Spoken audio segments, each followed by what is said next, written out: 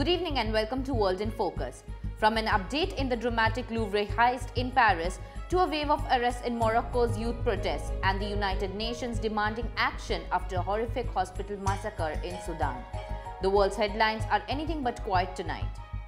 And later in our deep dive, we take you back 33 years to the last time the United States tested a nuclear weapon as President Donald Trump shocks the world with his plan to restart testing. So let's begin with the top headlines of the day.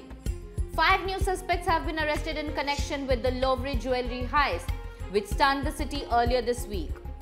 According to the Paris Public Prosecutor's Office, the arrest took place Wednesday night across the Greater Paris region, and among those detained was a main suspect believed to have played a key role in the theft.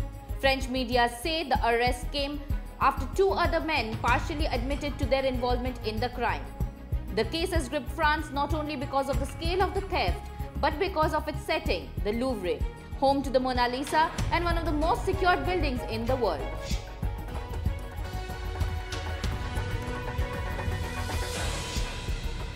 In Morocco, authorities have charged more than 2,400 people following a wave of youth-led protests that erupted across the country.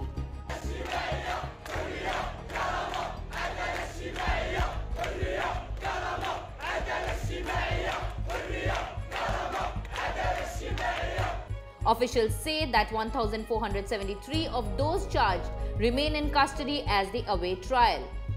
The protests, some of the largest in Morocco in years, began as peaceful demonstrations over unemployment and living costs, but quickly turned violent. Prosecutors say those detained face charges including armed rebellion, insulting and using violence against public officials, and incitement to commit felonies. The government's sweeping response has drawn criticism from rights groups who warn that criminalizing dissent could further inflame public anger among Morocco's young generation, many of whom feel shut out of economic opportunity and political life.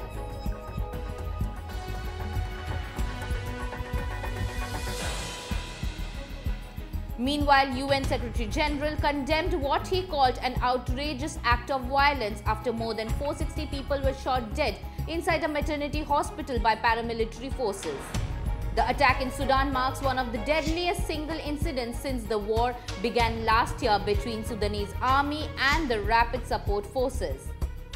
The UN says that the situation in Khartoum and Darfur has reached catastrophic levels, with civilians trapped in hospitals facing shortages of food, medicine and electricity. Humanitarian groups are calling on both sides to allow aid access and halt the targeting of civilian infrastructure as fears mount that the country is sliding deeper into collapse.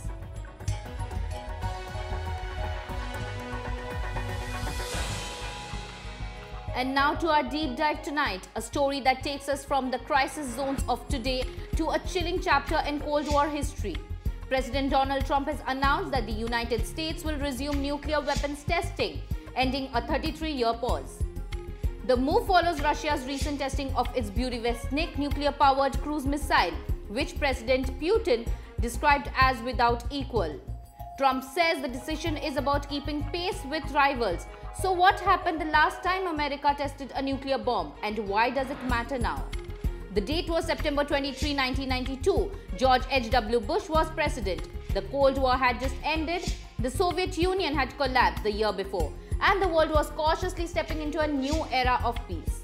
But in the Nevada desert, the US was preparing to detonate its 1054th nuclear device under an operation code-named Divider.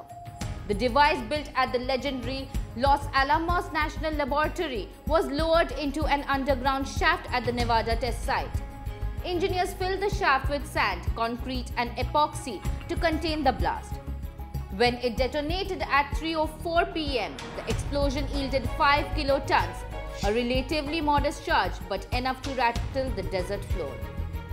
The goal wasn't destruction, it was assurance. Scientists wanted to ensure that America's nuclear arsenal remained safe and reliable. But the test would be the last. Just a day later, Congress passed a moratorium on nuclear testing, and President Bush signed it into law. The Cold War was over, and many believe the age of live nuclear detonations had ended with it. By 1994, the Stockpile Stewardship Program replaced live testing. using supercomputers, simulations, and advanced physics to maintain America's nuclear arsenal without explosions. Then in 1996, President Bill Clinton signed the Comprehensive Nuclear Test Ban Treaty, calling it a long-sought step toward the elimination of nuclear weapons.